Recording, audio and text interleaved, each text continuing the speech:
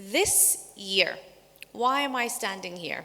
Because the COP28 presidency planted a seed to create the Youth Climate Champion portfolio to address the evident gap of meaningful youth participation in the COP process.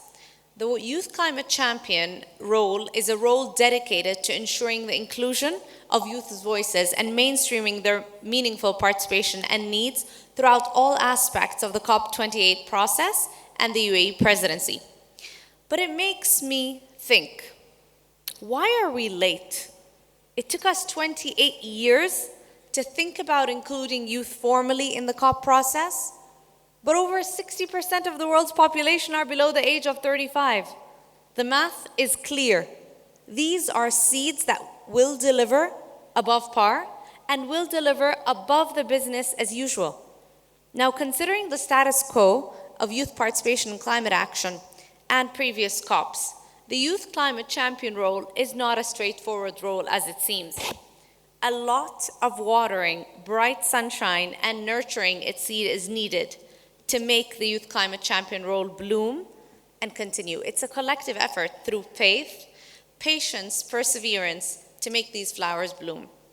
But I want to tell you something. You don't need to wait like the doom tree for 40 years. I'll tell you some of the fruits of the Youth Climate Champion role. We have launched already our International Youth Climate Delegates Program, 36 of which come from Africa. 10 are currently attending the Africa Climate Summit. There are 100 youth. It's a one-of-a-kind program to empower these delegates to participate in COP28 and beyond and engage in all processes. Side note, 78% come from SIDS and LDCs, and 72 of these youth have never been to COP before. The Youth Climate Champion partnered with Harvard to provide capacity building for hundreds of youth already. We launched our National Delegates Program in the UAE. We worked with UNFCCC on education pillars and capacity building as well, and the list goes on. But one of the fascinating things as well is the Youth Climate Champion is working on reforming the Conference of Youth, or what they call COI, policy input process to feed into the global statement, which will be represented and presented to leaders at COP28. Today, they're finalizing the Nairobi Declaration. One question you should ask, is there anything on youth in that declaration? Have youth been engaged? Is there youth inclusion?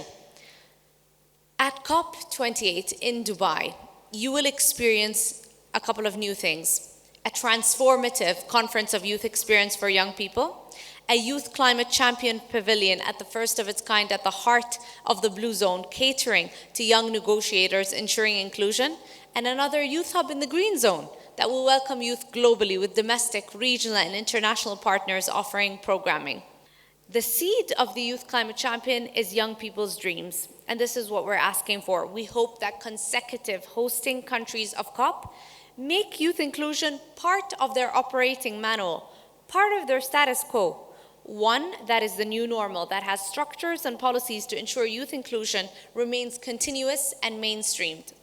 Thank you for watering the Youth Climate Champion seed. This will be a narrative in history, the blossoming of a heartwarming tale of a humble seed that grows into a magnificent tree of inclusion, of unity. Let us continue to nourish it with implementation and with action, not rhetoric. But it really requires patience, it requires persistence and hope. And I promise you, harvest time of this seed will be a blessing. You might just see the seeds, but I see the stem, and I see the living trunk, and I see the trees. Thank you so much, and asante.